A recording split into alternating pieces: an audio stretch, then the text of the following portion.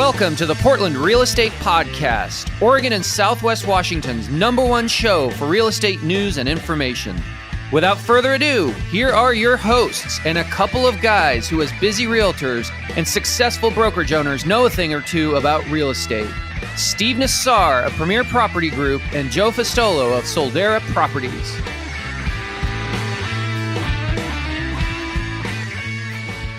Welcome, everybody, to the Portland Real Estate Podcast, episode number 149, where Steve and I try and bring you the hottest topics in real estate.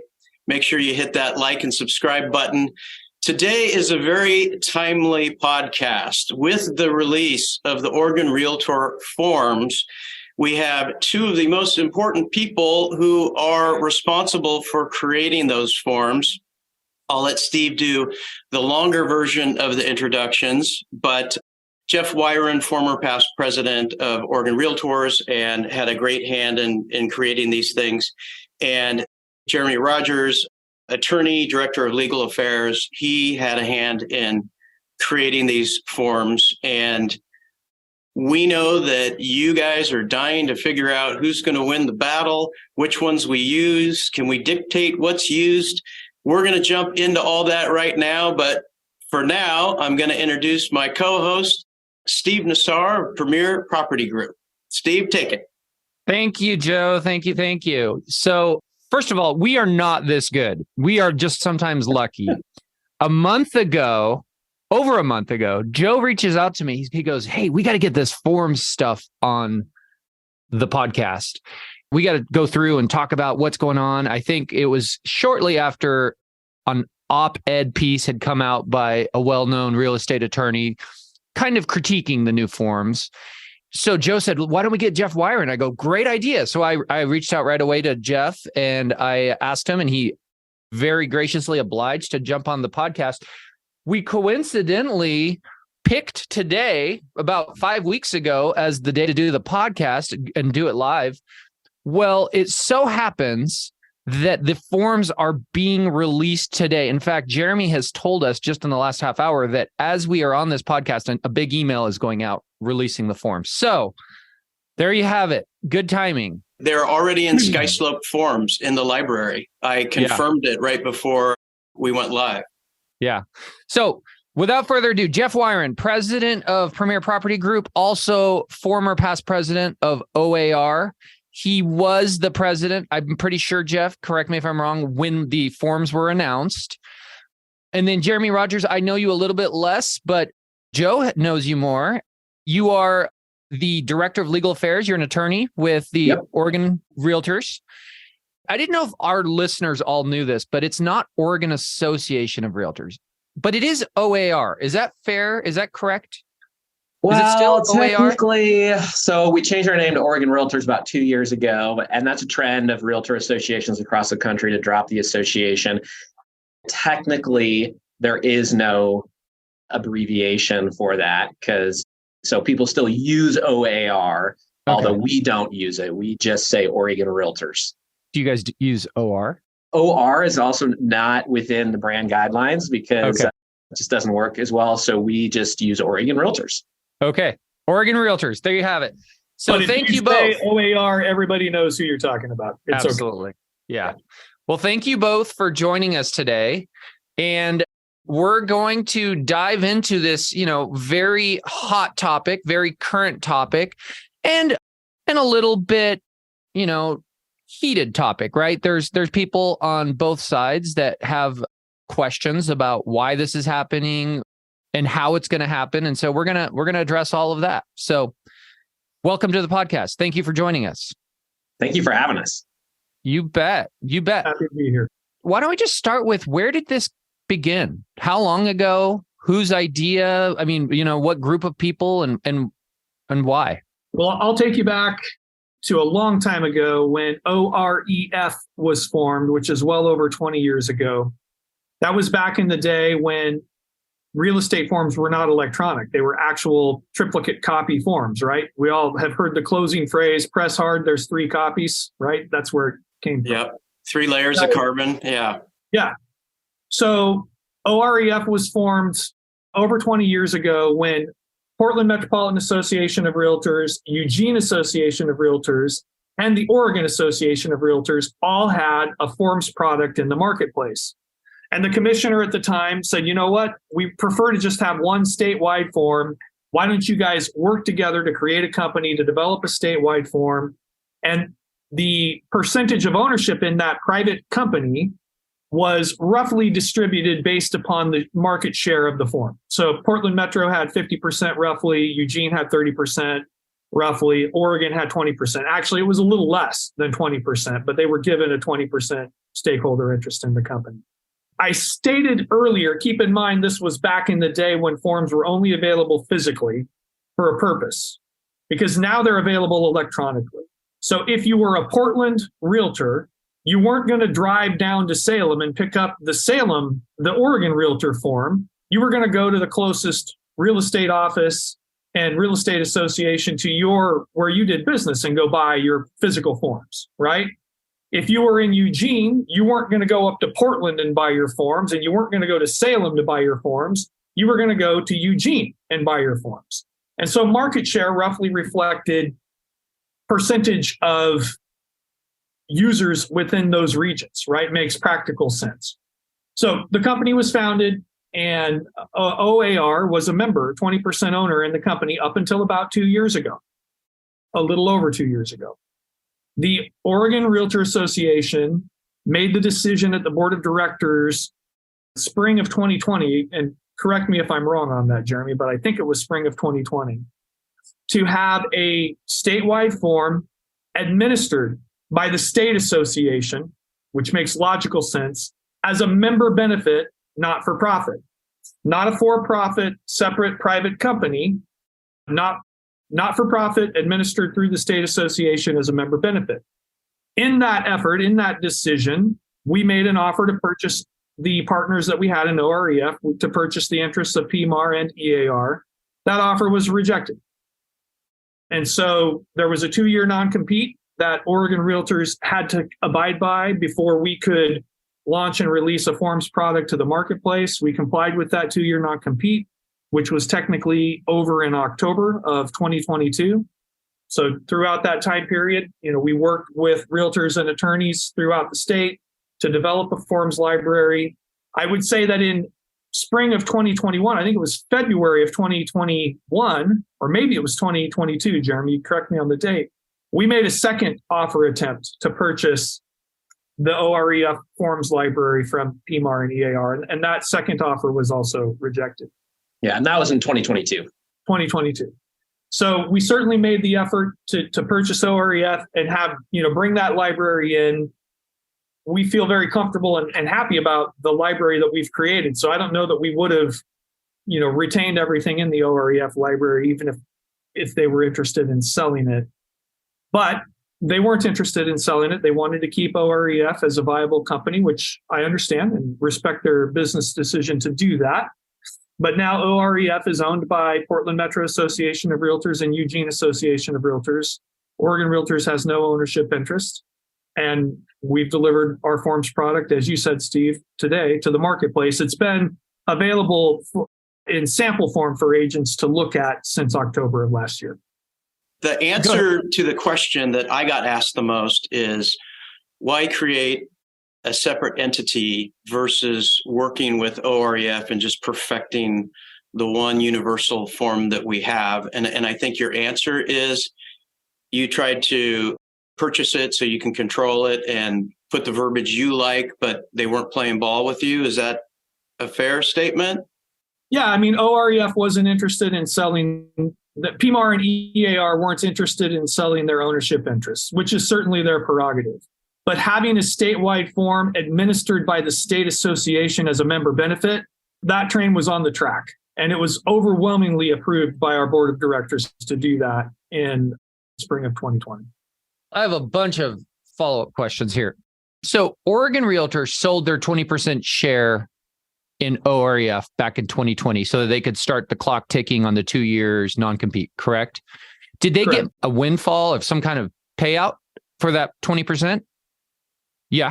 The 20% interest that was purchased back by PMAR and EAR created, a financial distribution to Oregon Realtors, which is reflected in our budget. Okay. So EAR and PMAR now have larger stakes. Obviously, they're no longer 50 and 30. They're, something, 40 and 60. I actually, Steve, just on that front, just to jump in, like Eugene is actually withdrawn from OREF as well. So it's exclusively owned by the Portland Metro Association of Realtors at this point. Yeah. And is that because Eugene is in support of the new forms? I can't speak for Eugene in terms of why they did that, but that last month, it was either earlier this month or late last month, they did pull out of OREF. Okay. Yeah. And so why, because PMAR, so clearly PMAR is not in support of the new forms. Is that a fair statement? Yeah, I don't know that it's fair to say that PMAR as an association is not in support of the new forms. Their leadership wanted to retain ownership of OREF as a viable for-profit, business generating revenue. Mm-hmm. Makes sense. I don't knock their business decision in regard to that. And I don't know that business decision means that they're not supportive of Oregon Realtors having a forms library. I'm sure they prefer if we didn't, but it's not fair to say that PMAR as an organization or every member of PMAR is against Oregon Realtors' decision to have a form administered by the state association. Sure. And I guess my next question, why is it better for the Oregon Realtors to, because it feels like if these three entities owned OREF, they did have a lot of say, no different than any other type of ownership in an entity. Why did Oregon Realtors need exclusive say? What was the idea behind that? That's a good question. And, the process in OREF, the forms creation process, Oregon Realtors as a ownership interest did have a lot of input in that, but they didn't have a controlling interest of input in that process. So you have that dynamic. And ultimately, the administration of a member benefit through the state association and having that be done, if there's a statewide form and you want input from all members from around the state, I think the administration of that product through the state association and being able to provide that to you as a member benefit makes the most sense. Gotcha. So, I'm not trying to dodge your question directly, but ultimately the for-profit corporation of owning a forms company and having the controlling interest to be one local association, I just think in the big picture, history, when we look back, history will prove that having the administration of our forum be done by the state association, which also administers the legal hotline for the state. Guess what? 90% of the questions that come into the Oregon Realtors legal hotline are pertaining to forms. Yeah. Right. Okay. So having all of that, having 19,000 plus members and having input from 19,000 plus members from all over the state. And while you could argue and say, well, wow, PMAR is 50% of the state. You're right. They're 50% of the state, but they're also only 50% of the state, right? Mm-hmm. So there's a lot of input from all over the state, and we have access to all of that. We get questions through the legal hotline from people everywhere. That changes, the standard of practice. That feeds the standard of practice. That translates directly into how the forms are going to be, and if we need a new form, if we need to make modifications to forms, and all of that. I'd jump in with some more on that too, is that if you look across the US, we've counted at least 37 states where the primary forms that are used by members of a state realtor association are provided through the state association as a member benefit. And I think we need to emphasize that. Member benefit means if you're paying your dues to the association, the forms are included. We believe that forms should be included as part of someone's membership and association. It's one of the main reasons why they would want to be a part of an association. You look across the US, forms, legal hotline, in terms of risk management tools, those are the things that almost every state provides. And we think our members deserve to have that through Oregon Realtors as well. Additionally, one of the reasons why it makes sense for those 37 states are the efficiencies created by doing it through the state association. We already have a legal team here. We already have a communications and marketing team to develop the website and the communications materials. We already have the education and training team that puts on the training courses for CE credit and designs curriculum. So we already have that. So the overhead of providing forms is very low for a state association. And then on top of that fact, as Jeff was saying, having access to all the members and their input and the questions that come in the legal hotline, we are just uniquely positioned to be able to be both providing the forms efficiently and making sure that the content of the forms are reflecting the issues that we're hearing about on the legal hotline and through our members, through all of the various ways that we communicate with them on a regular basis. So I have a question for you, Jeremy, because you're an attorney. And first of all, I want to tell you guys, even though there's a battle of the forms going on right now, we support you. And I first got introduced to Jeremy because he did a Zoom for Soldera Properties last month.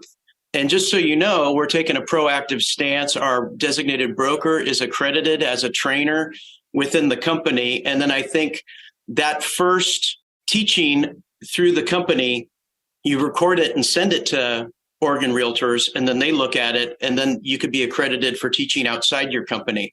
So 2 thumbs up for Oregon Realtor forms. So we're not against you. We're not for you. We're just dealing with this little weird time of which forms do you use? Can you dictate which forms should be used? But before we jump into that, so Jeremy, as an attorney, we go back into real estate over 25 years ago. Scott Taylor was our commissioner. We had 3 different sets of forms. And Scott Taylor said there's a little bit of liability on the realtor's back for having 3 sets of forms. We should wipe them out and have 1 form. And then, we're realtors. And even though we write legally binding contracts every day, we're not attorneys. And the questions are, what if a buyer says, hey, I want you to write an offer on a form that supports me more than the other forms? Or do we have to explain which forms we use to all of our clients? Is introducing Oregon Realtor forms putting us in a precarious position that we now have to pretend to be an attorney with 2 sets of forms and we're the ones kind of choosing? What are your thoughts on that? Yeah, I don't think it is. And if you want me to kind of roll out what I believe is the best guidance for you as you navigate that, I'd love to do that, because I think that there's been more made of this than there is. Okay. And I will say this, well, I've told you 37 other states have 1 statewide form. We just got an email today, in fact, from the Ohio Realtors, and they're talking to us about what we've done. They're working on some statewide products. They're not one of the states with a single form. Every local association has a form. There's 30 plus forms in Ohio. And by the way, I asked them, has there ever been a case of someone being accused of practicing law? Or has there ever been a case of liability based on choice of form? And they said, never heard of one. Okay. So now I'm not saying that you shouldn't worry about that at all. Okay. I'm just saying more is being made of it than there should be. And if you follow some simple steps, then you're really going to be in good shape. Okay. And let me tell you what I think those steps are. Okay. And I think the first thing we have to recognize is that there's always been multiple forms in the market. Okay. Even when there was a consolidation to the OREF forms, the Stevens and Ness forms still existed. A lot of people, and they still exist today, a lot of deals used to be done on those forms. Home builders have forms. You're presented in that situation all the time. You're dealing with new construction. Home builder says, hey, we've got a contract. We want to use our contract. Okay. If you're a commercial broker, the Commercial Association of Brokers has a whole suite of forms. Those have always existed, well, ever since they were launched, alongside the OREF commercial forms, as well as forms drafted by attorneys. Okay. So multiple forms have always existed. Now, of course, with the introduction of Oregon Realtors forms as a member benefit, the fact that you're going to be facing that situation is going to occur much more often. Okay, because these are widespread. So the benefit of a statewide form, whether it's the OREF one or ours, is that these are forms drafted by attorneys with input from industry experts. Okay, they get updated regularly. The whole concept of the statewide form is to manage your risk. Okay, whichever one you use. And your E&O insurance gives you a discount, I believe, for using a statewide form. That's going to be the case whether it's ours or OREF, okay? So a lot of this is not about the fact that there's 2, it's the fact that you have a statewide form, okay? You have a statewide form and now you have a couple options on that, and that's a really good thing for you to have the statewide forms. Now, in terms of navigating this environment with multiple forms, here is the best things I can tell you about that. First, you never want to mix and match forms from the separate forms libraries in a single transaction between buyer and seller. Okay, because our library is designed to work consistently with the forms throughout our library and the provisions of forms throughout our library, and they refer back and forth to each other. And so if you were to be using an OREF or another form in that mix, our form is going to be referring to provisions that maybe don't exist in that form. You're going to have a contract that doesn't make sense. That would be a very bad situation for your client. You don't want to do that. Now, if you're just talking about forms that you're going to use between you and your client, not the ones that you're using between the buyer and the seller, that's okay. You could use one set of forms for that and a different one for buyer and seller. But for buyer and seller, you want to stick with the same set of forms. Okay, the next thing you should do is be educated and trained on all the libraries that you're likely to encounter. You know now that you're likely to encounter OREF and Oregon Realtors. So even if you have one that you're primarily using in your business, you need to get educated and trained on both. And we've provided an extensive library of live, virtual, in-person, recorded, all sorts of different training options on our website. And we hopefully have a chance to talk about that later. Okay. The third thing that I would say is that you should not be advising your client on which form is better for their particular facts and circumstances. Okay. You want to avoid that situation. We think the best way to avoid that situation is to have a default policy of which form you use in your brokerage. If you have a default policy of which form you use in your brokerage, then when your client is choosing to work with you and you have communicated to them that default, they're choosing to work with you and your form, okay? And in most instances, that's what's going to happen. The client's not going to have a specific preference, okay? Now, if a client did have a specific preference, the client said, I actually know these forms and I prefer to use this one, then obviously, you need to follow the direction of your client. 99% of clients, though, are going to sign up to work with you, and your policy and your business has every right to have a default form, and having either one of these statewide forms as your default is a great risk management tool. Okay. The fourth thing I would say, don't let deals die based on form type. Okay. So either that means if you get in that situation where the other side of the transaction is asking for the offer on a different form than what you have, you need to talk to your client and say, hey, I know we're working with this default form. That's the form that we've talked about. They want it on the other. Would you rather be submitted on that other form for a better chance of your offer being accepted? And I know how to use that form, so I'm willing to do that. Okay. But you can talk to your client about that. If for some reason you weren't trained on that form, which you shouldn't, that shouldn't happen. Should be trained. If you weren't trained on it, then you'd want to be able to refer your client to someone in your brokerage who is trained on it. Because obviously you should make sure your client is working with someone who's trained on the form. Fifth, communicate early and often. Okay, communicate early with your client, explain to them your default, show them the form, communicate early with the other side in case they have a preference that's different than what you and your client are using. Okay, and that you can all work that out ahead of time. So I think if you adhere to these tips, then you're going to be fine. There's a lot of flexibility within those. If you stick to those, a lot of different ways that you could set up a policy for your brokerage. But I think those simple steps will keep everybody both using forms that they know how to use and helping their clients and avoiding any risk or liability that might be associated with this. We're in a market right now, Jeremy, that I'll present your offer if it comes to me on the back of a Chinese menu. Maybe before April of last year, I'd be a little more picky, but right now we want the highest and best offer. I don't care what form it comes in.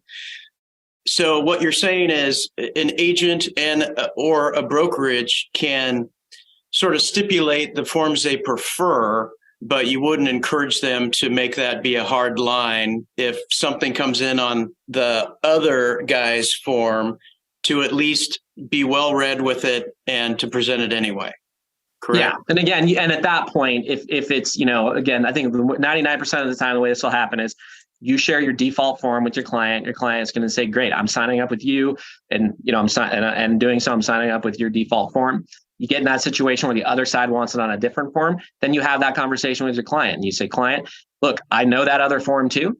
I know we said we're going to work with this one. They want it on the other one. Let me know what you think I should do. At that point, it's not about the terms of the form. It's about what's more likely to get an offer accepted. Okay. So you just have that conversation with your client and you move forward together in that vein, just like you would right now with a builder form or some other situation. Yeah. Can I add to that? Great advice from Jeremy. Thank you. I would say, one stipulation is whether your brokerage has a policy by company or whether you individually as an agent have a policy of which form you're going to use, either is acceptable. I will tell you, for our company, we are not mandating to our agents, this is our company policy of which form we want you to use. We want you to be educated on both, Steve. We want you to know, and your team to know, how to use the OREF sale agreement transaction forms and the Oregon Realtors transaction forms. And we want you to have a policy personally as an agent as to which one you prefer to work with. And we're here to support you as a brokerage either way. I don't know what you're doing at Soldera, Joe, but I'm imagining you probably also are willing to allow your agents some flexibility on how they want to practice real estate because they're independent contractors and they might want that flexibility. In this interim period, brokers have to be well-versed in both. You could be getting anything coming at you. You need to know it inside and out. And that's the way we're going. And I would be curious to get Steve's predictions. Podcasts, we've made a lot of predictions, and then we fast forward 6-9 months, and our predictions have come true when we predicted inventory and rates and all kinds of things. Steve, my question to you is, what do you think this year is going to look like between the battle of OREF and Oregon Realtor forms? Any predictions? Well, you said interim. That's very optimistic because, look, I'm all for Oregon Realtors having one form and being in control of it. But I don't love the idea of two forms. And Jeremy, I love you, man. And I love Jeff. But and I get what you're saying. I get you're saying this is the path to success. That's like saying if your car breaks down, here's what you need to do. You need to tow it. You need to go get it fixed. I'd prefer if my car didn't break down, right?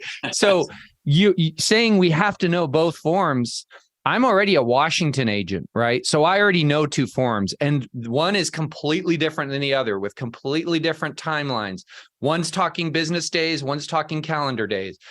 Now we've got to have that within the same state and maybe on the same transaction where we get multiple offers, where one's this way and I'm trying to explain to my seller what this one says. And now I've got to turn around and explain a new format to them.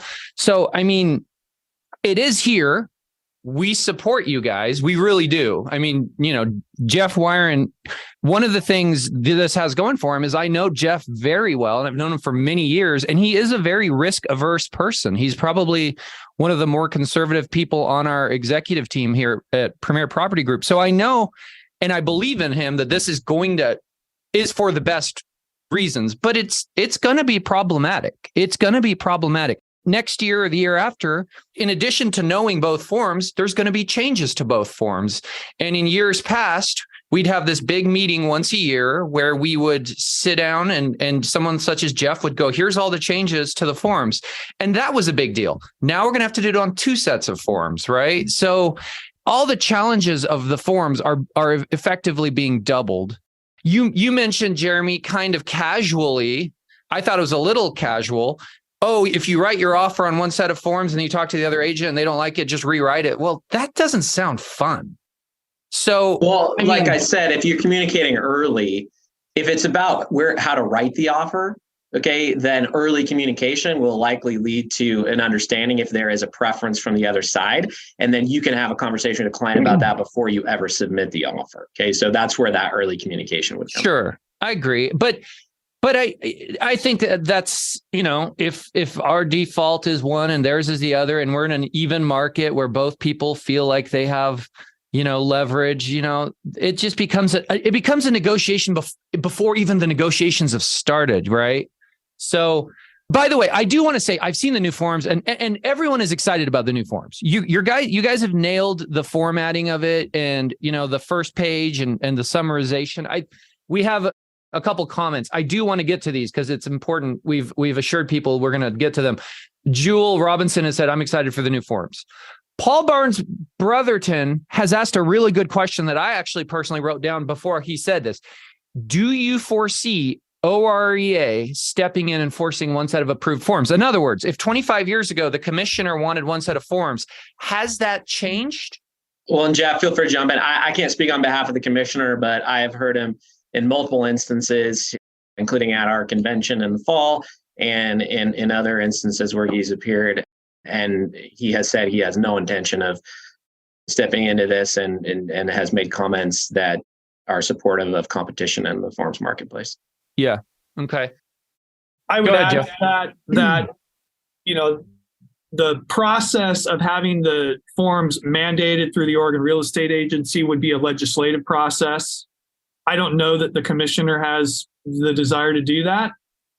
Again, I can't speak for him any more than Jeremy can, but that would be the path, right? The forms would be legislated in the same way that the property disclosure statement is legislated if there were going to be a statewide form that was mandated by the state legislature through the Oregon Real Estate Agency. I don't know that that's the path. Do you guys? I don't see that happening. A winding down. I know you have to be careful here, but I mean, the happy ending in my book is that OREF just caves in, gives up. Somehow PMAR, as I guess, would be a part of that. I guess it would be their decision ultimately. And we do go back to one set of forms that is now your forms, our forms, Oregon Realtor forms, right? Do you guys, I would envision you hope for that. Do you see that as a possibility? And is there something that can be done to help that cause so that we are back to one form, the one that should be there? That really is going to be a decision by PMAR, who it sounds like now is the exclusive owner of OREF. And I can't speak to what they will do. What I can say is Oregon Realtors made twice an offer to purchase OREF, and both of those offers were rejected. So that's the history. And I'm not being critical in that statement at all. Please don't take it that way. Sure. That's the history, right? When the decision was made to have a statewide form administered by the state association as a member benefit, not for profit, the first step was to make an offer to purchase the other owner's interest in OREF and bring that under the Oregon Realtor, administration. And that offer was made again last year, and it was rejected both times. So it will really be up to PMAR. But now, we are PMAR, right? You're PMAR, I'm PMAR, Joe's PMAR. Yeah. Who are you saying the leadership, the current elected leadership? I mean, correct me if I'm wrong, Jeff, but at one point you were in leadership at PMAR, right? Years ago? Yeah. Past president. Yeah. So it will be up to the board of directors at PMAR to make that decision. So us members of PMAR, me, you, Joe, and everybody else listening, we can petition and lobby to PMAR, hey, wind down this thing. We want one set of forms again, and we want it to be the state association in charge. Yeah, I mean, ultimately, any feedback you have for your local association, you would direct to them. Any feedback you have for your state association, you would direct to us, right? So I don't want to be on record as encouraging that.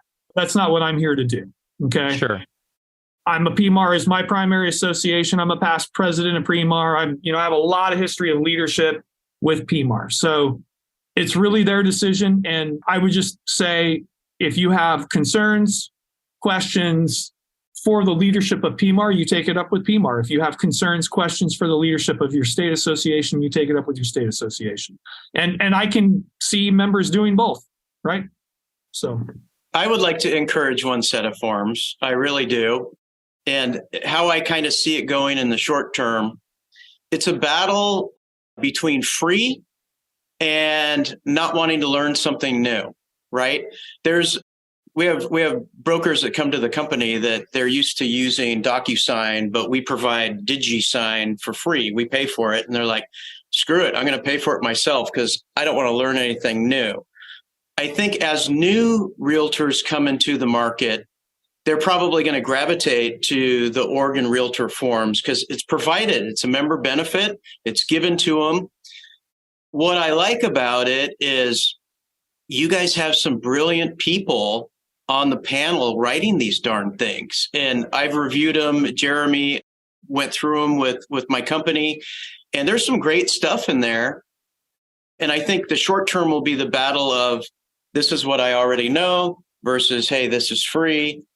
And I think it'll take a while. And as people slowly over a couple years or many months after seeing Oregon Realtor forms again and again and again, they will learn it sort of slowly and then maybe gravitate to it fully. That's my prediction. And I'm excited for the forms too. And I'm the first to say that I don't have them all mastered but yet. It only takes one holdout. If there's one holdout in the entire state, I mean, I'm exaggerating, obviously, that's still using OREF, we still need to know OREF.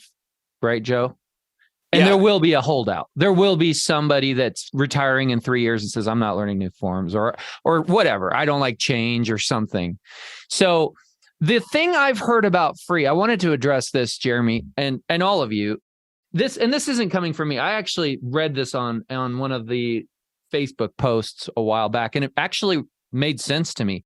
They said, you keep calling this free, a free member benefit, but nothing is free, right? There's infrastructure supporting this. There's people, there's lawyers, there's stuff happening. So somewhere down the road, maybe 2 years, 3 years from now, the argument is there'll be a bump up in the membership. And it won't be like, oh, this is where you're paying for your forms, obviously said, but will that be the case indirectly, right? I mean, somehow that has to be, those costs have to be absorbed. Wouldn't you agree with that? Yeah, and I would like to just offer some clarity because I coined the vernacular that you've heard, that the state association is providing a statewide forms library administered by the state association as a member benefit, not for profit. Never said free. Gotcha. Okay. That's true. Very intentional about saying it's a member benefit, not for profit. It is not a separate for-profit corporation. When you're paying your dues to the Oregon Realtors Association, part of your dues are being used to administer this statewide forms library, to create it, to provide the access to the different platforms that the forms have to be delivered on. Of course, there's an expense. And we've had, in the last 2 years of our budgeting cycle at Oregon Realtors, there's been a line item expense for the development of forms, for the administration of forms, for accessing SkySlope, Zip Forms, Dotloop, all of the different platforms. And all of that budget gets approved by the board of directors. It's very transparent. I mean, it's out there for people to see. We don't publish the budget to every 19,000 member throughout the state, but if anybody wants it, they can request a copy of it and we'll provide it. So it's very important to say, we've never said free. We've never used that language. It's a member benefit, not for profit. And I want to also say that people have been critical of that language because they feel like I'm insinuating that it's negative for OREF to be a for-profit corporation. That has never been the intent of my language.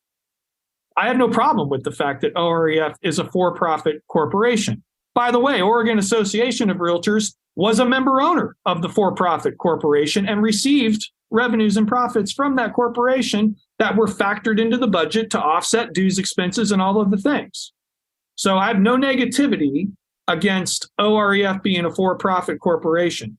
I've intentionally called it a member benefit, not for profit, for exactly what you said, Steve. I don't want to give anybody the perception you're getting it for free. No, you're paying for it with your dues. But it's just like any other program expense at your state association. We've been able over the last 2 years to develop the library with staff involvement, with realtor involvement, to administer the library, to launch the library without having to increase dues in order to do that. Is it possible that there will be expenses that we can't control with the administration of the forms or the delivery of the forms to the platform on the different transaction management platforms that go up that cause us to increase dues in the future? Of course that's possible. I'm not trying to forecast that that's coming. That'll be up to a future budget committee to decide. But of course it's possible, just like administering a diversity committee, administering professional standards, or any other member benefit that you ask for in your state association isn't free. It all costs money, and you pay dues to offset those expenses. So that's, I think, a very important clarification. I appreciate you asking the question. So I have a question. Just us four. Nobody else is watching. Just us four. So, this is gonna be a good one. So I don't want your politically correct answer, but we have two forms here, and we're speed dating. Why are your forms better? Why should we use your forms? We're totally happy with something that already works. We already understand them. Why are yours better? Good question. I like it. And Jeff, let me know if you want me to stab or you want to go for it. I'll tell you as a realtor why I will be using the Oregon Realtors Forms Library, and then Jeremy, you can answer it from the legal perspective or from whatever perspective you'd like to. From the realtor perspective, I like the fact that if I have a large team, the way that our forms are created in the Oregon Realtors Library, you have multiple places on the final agency acknowledgement to put your teammates if you're co-brokering. I like the fact that the form has a spot for 4 sellers and 4 buyers, and I don't have to do an addendum or find some hinky way to manipulate SkySlope or DocuSign to get everybody's signature line in there. I like the fact that all of the material components of the offer, whether they're financial or contingency based, are relayed to the seller in the first 2 pages of the document. I like the fact that every decision point that I have to review with the client, with the buyer when they're writing the offer, is made within the first 4 pages of the document. I like the fact that the rest of the document is boilerplate, but I can easily go through it with the client and say, okay, here's why you need to know about FERPTA. Here's why you need to know about this. Here's why you need to understand the definitions. The logic and the flow of the forms makes a lot of sense. And so that's one of the reasons that I will primarily be utilizing the Oregon Realtors Forms Library. In addition to that, the termination sequence, the notice of default and opportunity to cure sequence. I got to tell you, as the president of the largest real estate company in Oregon, and through our reviewing broker team, I can't tell you how many times agents come in and say, somebody didn't do what they said they were going to do, and now my buyer feels like they have to close, because if they don't close, they're going to lose their lock. And if they close, then they've deemed to have accepted the property in it as it is. What do? You go talk to an attorney is what you do. But in the Oregon Realtors Forms Library, you can send over a notice of default and opportunity to cure and document the defect, document the breach of contract, and have a paper trail if the buyer is forced to close for a rate lock on how that's going to be handled, even post-closing, right? So I like that aspect of it. I like the termination sequence, that it's not asking for an agreement to terminate, it's a notification process. I like the fact that the sale agreement doesn't have automatic termination clauses built into it that most realtors aren't even aware of. If you're listening to me right now, I'm going to challenge you a little bit. Do you know that the sale agreement that you have been using as a standard of practice has automatic termination provisions built into it, in which if the appraisal is low, that's a financing contingency failure. If you don't renegotiate within 2 days, the transaction is automatically terminated, or whatever time period you set as a default. Did you know that? I have mitigated transactions over the last however many years as a principal broker between clients who didn't know that. And they were upset when their client find out, oh, the seller is selling the property to a backup offer because we automatically terminated, and I didn't even know that language existed.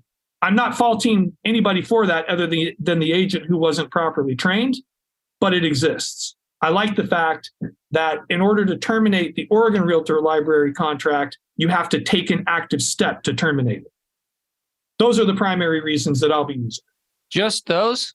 Just Jeff, that was Jeff at his finest. That's why I love Jeff. I mean, he just hit those. Good job, Jeff. Jeremy, go ahead. Jeremy? Well, yeah, I don't think I can add much. I mean, I was going to hit on the notice of default process and termination process as, I think a key feature, but Jeff already hit that. One other thing I'd throw out there, and again, this is not about, us versus them, just the features of our library that I like. If you pull up our document numbering list, our checklist of all the documents, you'll see how we've organized the forms library. And we've organized it by category in a way that's really easy to find what you're looking for and that has a logical sequence to it. And so I think in addition to some of the features that Jeff talked about in terms of navigating the library and finding exactly what you need when you need it, that's another feature that we have that I think folks are going to like. That's fantastic. Great answers.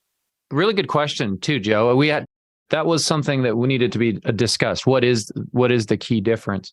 If OREF had sold to Oregon Realtors, would they have completely revamped the forms, or is that just a byproduct of the direction and path that this went? That's a great question. If initially, when we made the decision at the board level to bring the forms into Oregon Realtors, if they had sold, I still think you would have ended up with substantially the product that you're seeing from Oregon Realtors. I still think those revisions would be there. You might have found some, terminology that's consistent with the OREF form in the form that was controlled by the state association. But honestly, I don't know, Jeremy, you can answer that better. I think through the process of what we developed, I think we would have come to that conclusion whether or not we had the OREF library in-house. Okay. Yeah, I think certainly by the time of that second offer, because we had already developed some of our key documents and the structure of our sale agreement and really liked it. And so certainly at that point in the spring of 2022, I don't think we would have changed course. There may have been a difference in the rollout in terms of maybe introducing some new documents at a time rather than a whole new library at once, or maybe started beta testing a new form alongside the existing one people had available as well. So that might have been a distinction in sort of how they were rolled out.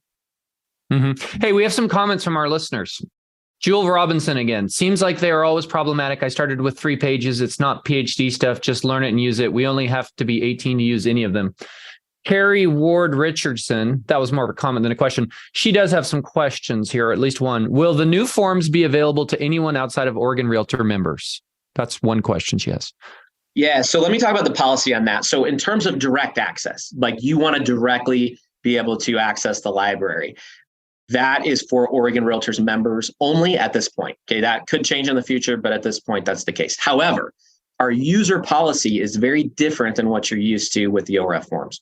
So our user policy, okay, which everyone's agreed to when they first open those forms in SkySlope or Zip Forms or .loop, which is where we're located, okay, it says, look, if you need to share forms with the other side of the transaction to get the deal done because the other side of the transaction is not represented by an Oregon Realtors member, you can do that, okay? It takes 2 to tango, it takes 2 to get a deal done. So if we're giving you access to our forms as a member, it made no sense to us to not also allow you to share it with the other side if the other side was not an Oregon Realtors member. So, how would that logistically happen, Jeremy? What's that? Just literally you would email them a PDF for them to fill out? Well, if you needed to say, hey, we're doing this deal and they needed a counteroffer form or they needed this addendum, you could send those over to them. Okay. And again, I'm not an expert in how you all use forms inside SkySlope and Zip and all of that. So I can't speak to the technical pieces of it. But if you said, hey, just like with an FSBO, right? And we've got a form in our library, right? And OREF has one too. But if you're working with an FSBO, you're representing a buyer, you're dealing with an FSBO, you've got to provide them some forms because you'd rather do the deal on a statewide form than a napkin, okay? And you're going to tell them, I'm not your agent, and we have a form that says I'm not your agent, okay? But I'm going to provide you some forms so we can get this deal done for my client, okay? Mm-hmm. And so that's how we're seeing it. You can get a deal done for your client as long as you're an Oregon Realtors member with our forms regardless. Okay. Let's see. Carrie Ward Richardson, Oregon attorneys were able to purchase OREF forms subscriptions. This was intended in part to allow members of the public to hire an attorney to write offers on forms that realtors would be familiar with and to have access to the forms when disputes arose. That's a follow-up to our question. So at this point, you don't see Oregon real estate attorneys being able to access our forms, the new forms? Well, I want to distinguish a couple of things. If the point is for them to learn them and be able to help clients, in terms of like a litigation or something, our forms are all available for preview on our website, not behind any sort of member wall. Okay. Anyone can get to them. Now, in terms of actually purchasing a subscription, that's a decision we're going to revisit this year. We thought about it initially launching both for members and non-members, and we decided the most important thing to start with is a successful launch for our members. Now once we get through that, we'll take a look at the policy and decide if we want to make them available for non-members as well. Gotcha. Good question, Carrie. I do love, from what I know from our class and what I read, Jeff, everything you mentioned are just benefits, I believe, to improvements to the offer. I like that there's kind of a summary of everything on the first couple pages. You allow for more sellers and buyers versus only 2 signatures. That happens all the time. The one thing I always thought about when we only had OREF was, I hate doing calendar math. I hate, hey, 10 business days. And then you got to think, okay, are there holidays? And then you got to do all that. Why don't we just put a date like, hey, inspection period ends March 6th at 5 p.m. Like, there's no way you can misconstrue that. And people don't have to go through their holiday calendar and do all that. I really like keep it simple that anyone can interpret. The other thing I thought about, and you might have done this, but the seller's disclosures are really a shotgun effect. It's like the same disclosures for someone that has a penthouse in the Pearl District in a condo is the same one for a guy who has a 1,000-acre hazelnut farm. Right. And so the condo people are like, what's this? How many gallons per minute is my well? And the farmer is like, what do you mean? Do I have a HOA, homeowners association, and what's included in it? I always thought maybe sort of separating rural versus city or being more specific. What are your thoughts on picking specific dates instead of calendar days and the disclosure? I like that suggestion, by the way. Disclosures. I do like that suggestion a lot, Joe. I also think that's not a bad suggestion. One thing that I will say in the Oregon Realtors Library is you have to make an intentional choice. The Oregon Realtor Sale Agreement is structured where we do have a default time period built in, but you have to check the box. Or there's a blank for you to complete. You can check the box and say, we want this many days. But you have to check one or the other. You can't leave it blank and have it be a default. And the committee of realtors that worked on these forms, we spent a lot of time talking about that. And it was intentional to say, no, we want practitioners as professionals sitting with their clients asking, do you think 3 business days is enough for you to apply for the loan? Do you think 10 business days is enough for you to get all of the inspections done and negotiate with the seller? Not, we just left it blank and it defaulted to that and we never talked about it, right? So, I'm not casting any aspersions, but that was an intentional choice on this form to say, you have to choose a timeline. Now, there are some timelines that are calendar day. The federal lead-based paint hazard is a calendar day provision. You can give a buyer more time, but you can't give them less time unless they waive it.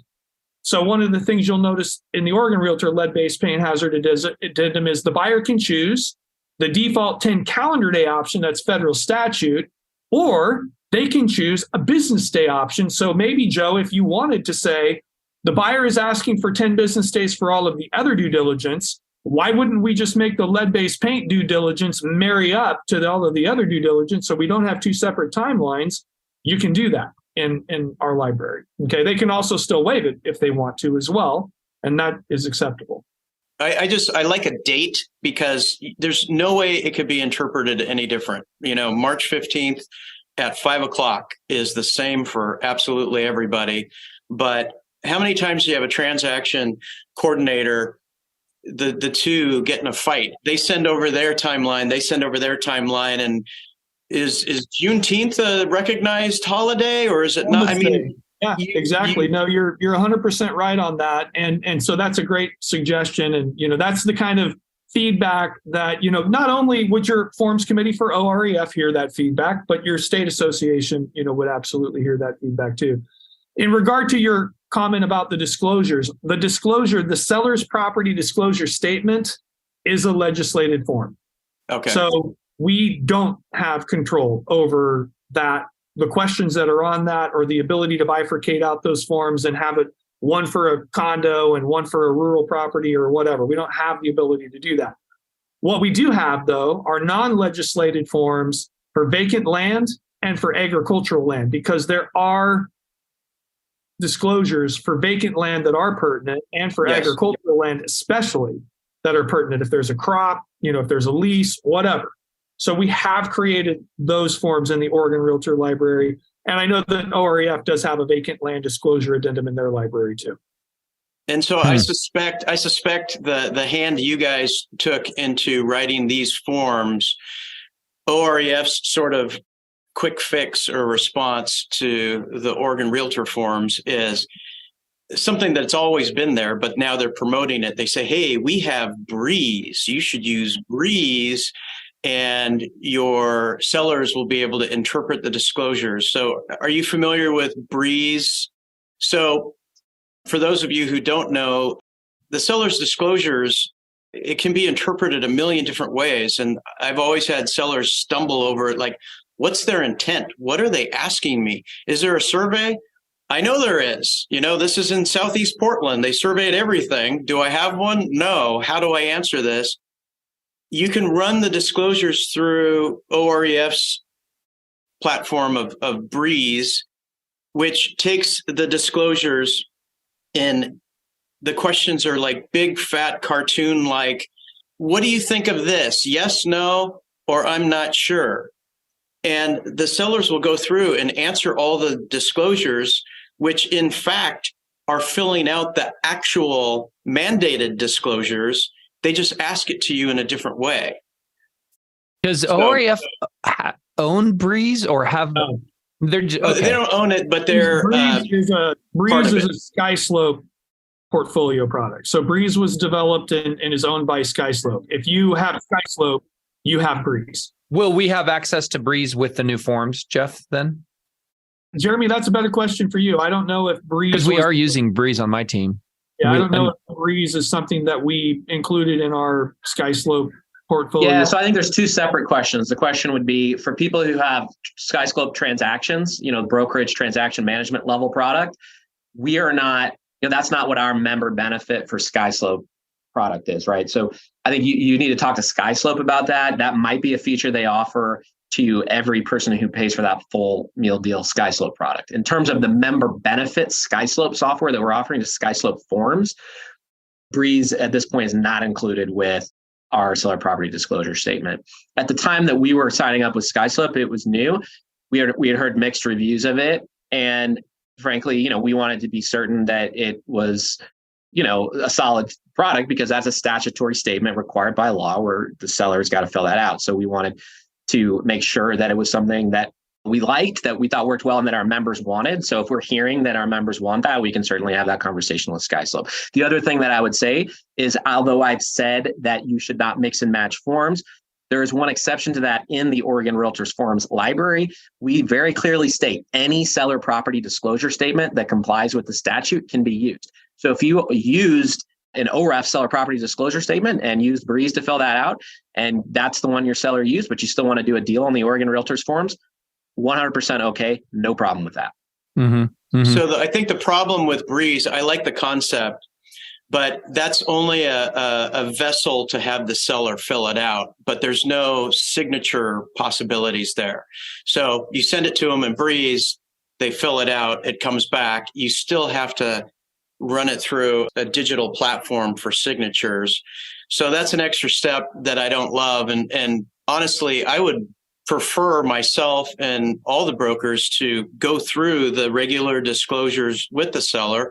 Obviously, we can't give them the answers, but we can maybe shed light on, they're going to ask questions and we're there to help. So I like Breeze, but I still want to it's kind of like Jeff having no default. If we just give them the disclosures and then we go through it with them so they're comfortable, I like to know that process, that we filled them out. The sellers filled it out as best they possibly could. But then again, there's some people that really need Breeze to get to the finish line. They don't see this every day. And some people aren't techie. I mean, signing digitally is a big thing for people in and of itself. But Breeze is a great product. I would say that regardless of whether or not you have access to Breeze, in SkySlope, their built-in forms product has electronic signature built into it, and you're familiar with that, I'm sure, Joe.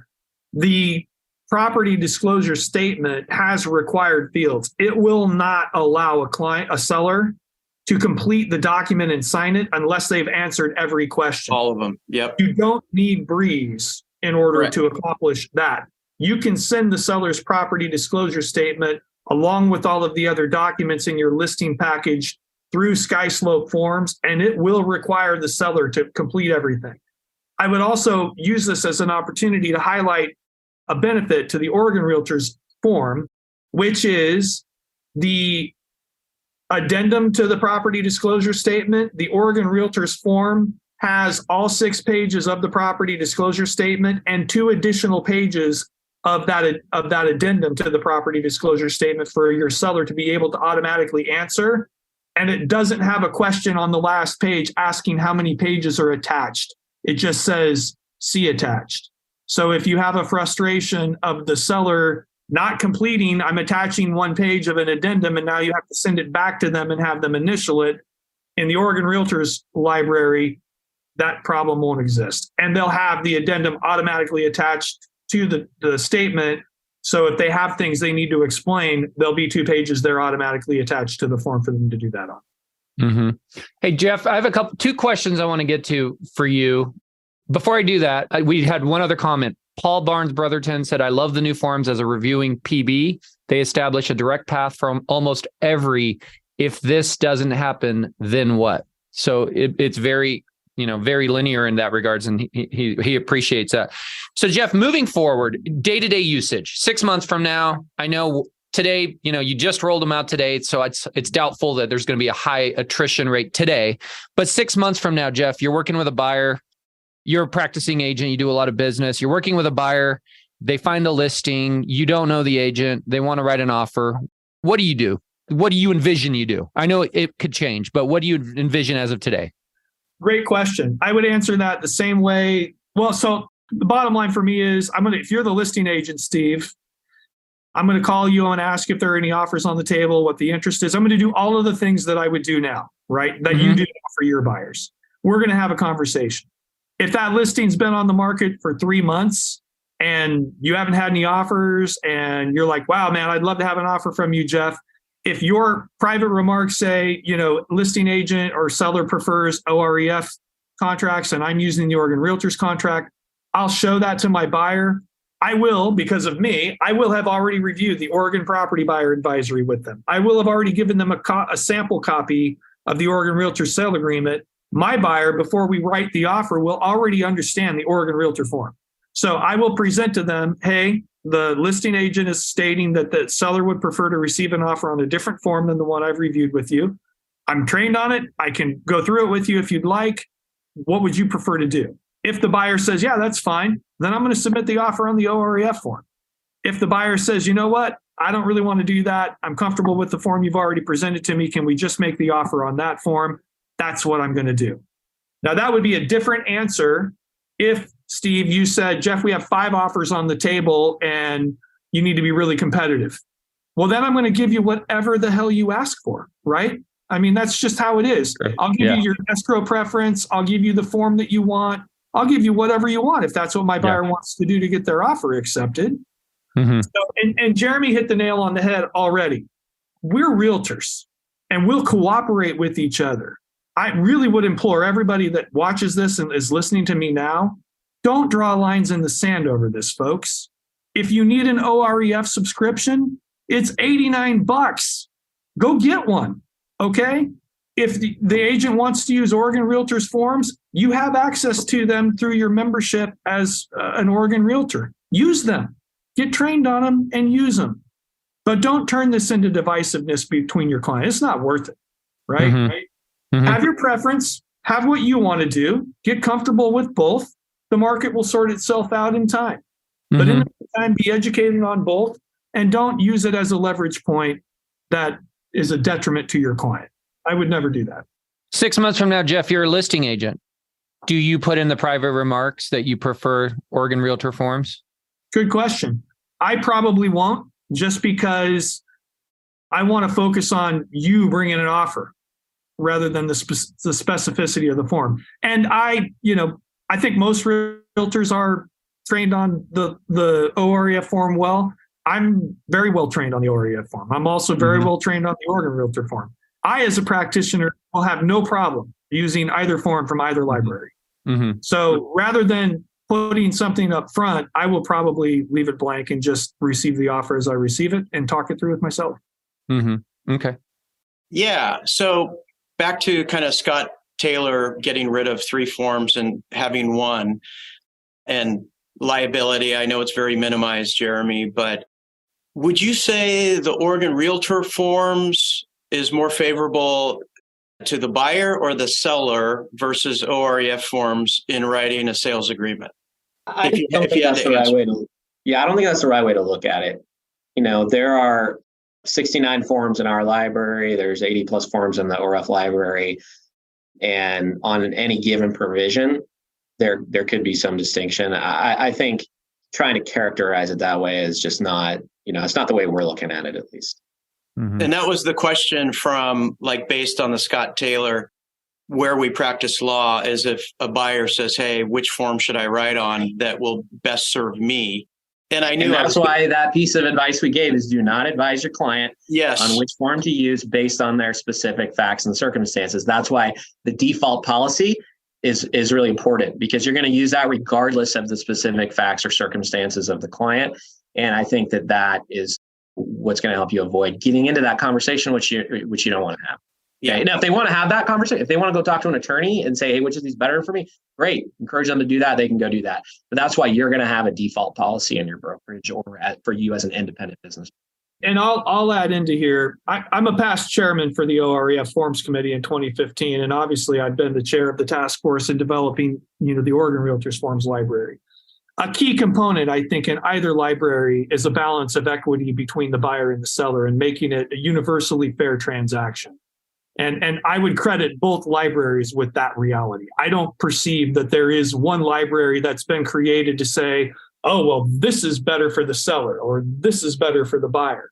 I believe both forms library create equity in the transaction between the buyer and the seller to accomplish a mutual goal of the transfer of the real estate between the parties. Mm-hmm. Okay. I knew those would be the answers you would both give. I just had to ask it. I've been asked about it and I wanted to ask it, and I kind of already knew the answer, but it's on record now, right? Yeah, I would say honestly, I'm not trying to be politically correct in that answer. And sorry to interrupt over you, Steve. That's okay. That's the honest truth. From my experience in both organizations, that's the honest truth. There's equity between the point of the transaction document is to protect you, to protect your client, whether your client is a buyer or a seller. So last question I have, guys, and then we'll let you get going. I know you don't want to influence PMAR to wind down or pull back on their form so that we all return to one form again. But if we have listeners that did want to do that, I'm curious, you've been a part of PMAR, you understand the inner workings. I don't, Jeff. Is it the elected officials that have the voice there? Is it the current president and other people who vote? I guess why I'm asking this too is because there could be a future president that was brought in who maybe did feel like that would be beneficial as a state on the state level. How are the inner workings? Who are the people that, when we say PMAR didn't want to sell, who are those people and how often do they meet and what does it look like for them to make that decision? So the association is controlled by its governing body, which is ultimately the board of directors and the executive committee. And that's true of both the local association and the state association. So if you want to make a recommendation as a member of a state association, you would bring that recommendation in whatever form you want, whatever form you could. That recommendation would be brought to the executive committee, and then ultimately it would be brought to the board of directors, depending upon the nature of the request and what action needed to happen with it. And I believe that same process is true with your local association as well. You would talk to the current leadership. You can go to pmar.org and you can see all of the leaders that are in place right now at PMAR. You can go to OregonRealtors.org. You can see all of the leaders that are in place at Oregon Realtors.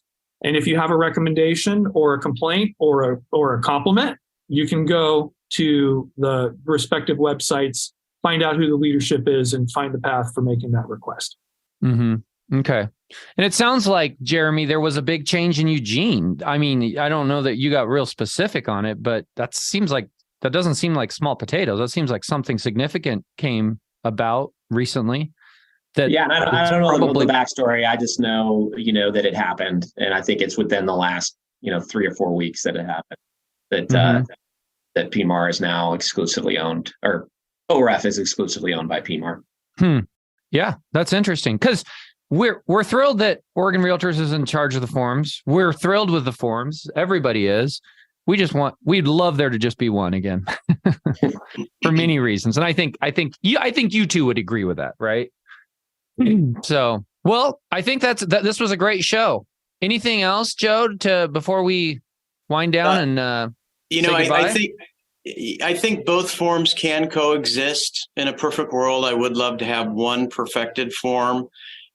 And I guess it will shake out in the future and then we'll all know. But for now, my encouragement is people seem to be a little bit allergic to learning new things. And you can't run around and coach your sellers and buyers on forms that you're not fully immersed in, that forwards and backwards. So I encourage you to know both sets of forms inside and out, and always be learning, always increase your knowledge. and move forward eyes wide open so your clients and customers can as well. That's all I have. Absolutely. To add. And I appreciate you guys. Thank you. You have great minds. And you said take a moment for compliments, Jeff.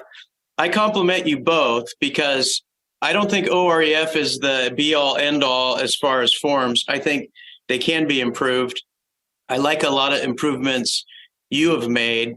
And I think if we can get you to perfection, then maybe you guys will be the king of the hill in the future. Boy, if you can get us to perfection, you're doing something right, Joe. That would be fantastic. Hey, thank you for allowing us to be on today. As you mentioned, Steve, the forms are launching in all of the platforms today. So, Jeremy, do you want to take just 1 minute and explain what's going to happen or what all Oregon Realtors are going to see? Yeah, I think an email may have just gone out, and we actually got word from Zip that they're having some sort of nationwide problem with their software. So that our announcement is either just gone out or about to go out, but it will tell you that because of an issue with Zip Forms, if you're a Zip Forms user, we'll alert you as soon as that problem is fixed with Zip, but you're going to have to hold off for a little bit to pull up the forms there. But in Dotloop and SkySlope, they're already available. And in that email, we'll direct you to the forms page on our website, which will explain to you how you can access the forms. And if you already have an account, you can just log into your account. Okay. And if you know where to find additional forms libraries or additional associations in your account, then you can just grab it. Okay. If you don't know where to find that, you can go to our website. We have some explainers. Also, SkySlope, Dotloop, Zip, they all have explainers as well. If you need an account, if you don't have SkySlope, Zip, or Dotloop, and you need access to one of those accounts, we are providing that as a member benefit as well. And you can get that through our website by clicking on the link of the logo of the provider that you'd prefer to use. And then we, of course, have a robust array of training opportunities, including annotated forms that include little video snippets explaining each provision. Those are all on our website. So check that out, orforms.org, orforms.org. Are you guys doing in-person training as well, Jeremy? Yeah, so we actually did, between October and January, we did 115 briefings for brokerages and locals associations, including many in person. We now have been doing mostly online trainings. We actually developed a curriculum that does the training, but now we have a set of trained trainers who can be hired to come out and do live presentations. And you also can reach out to us on staff to come out and do a live presentation. We're not going to be doing the same level of a roadshow as we did between October and January because we were doing 3 or 4 a day all over the state and we just kind of had to slow down on that. But we definitely can make an in-person thing happen either from us or through one of those trained trainers that are now all over the state. As a matter of fact, to plug it, and I don't know, Jeremy, I think they can just go to orforms.org and find this. At 1:00 today, I'm teaching the live training of the class. So you got 10 minutes if you want to go. Oh, that's what you're doing at 1:00. Gotcha. Yeah, orforms.org and register yourself and take the class. If you haven't taken it yet, I'm teaching it in 10 minutes. Awesome. And I just want to clarify one thing. One of our listeners, Carrie Ward Richardson, said I was able to pull up with Zip, Jeremy. So great. Yeah. So maybe it is. Yeah. Thank you for that. Well, we got to let Jeff go to his class.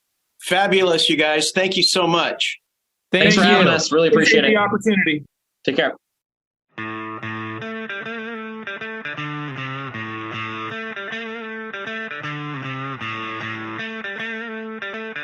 Hey, everybody. Thanks for tuning in to the Portland Real Estate Podcast, Oregon and Washington's #1 show for cutting-edge real estate discussions.